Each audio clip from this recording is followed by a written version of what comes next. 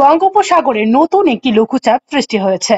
অচিরে লঘুচাপটি আরো ঘনীভূত হতে পারে বলে জানিয়েছেন আবহাওয়া অধিদপ্তর।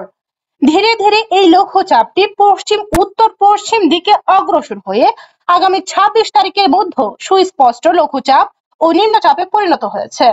সতর্ক বার্তা দিয়ে বাংলাদেশ ওয়েদার অবজারভেশন টিম জানিয়েছেন, বঙ্গোপসাগরের শ্রেষ্ঠ নতুন এই লঘুচাপটি নিম্নচাপে পরিণত হওয়ারও আশঙ্কা রয়েছে এবং আগামী 28 তারিখের মধ্যে গভীর নিম্নচাপ ও ঘূর্ণিঝড়ে পরিণত হতে পারে এবং প্রবল ঝড়েরও আশঙ্কা করা যাচ্ছে।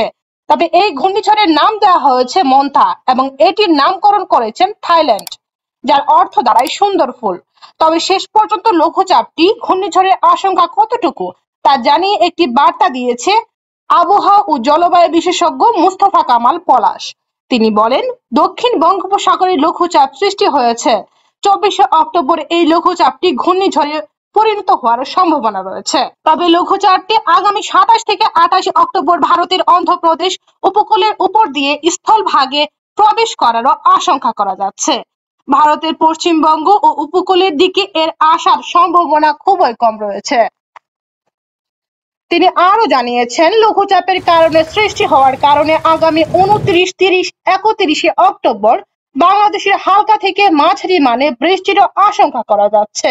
তবে অপেক্ষাকৃত বেশি বৃষ্টির সম্ভাবনা রয়েছে রাজশাহী, রংপুর, ময়মনসিংহ বিভাগের জেলাগুলোতে। ভারতের আবহাওয়াবিদ জানান, সাগরে একটি গভীর নিম্নচাপ তৈরি হয়েছে, যা আগামী 26 অক্টোবর গভীর নিম্নচাপে এবং পরের দিন 27 অক্টোবর ঘূর্ণিঝড়ে রূপ নিতে পারে।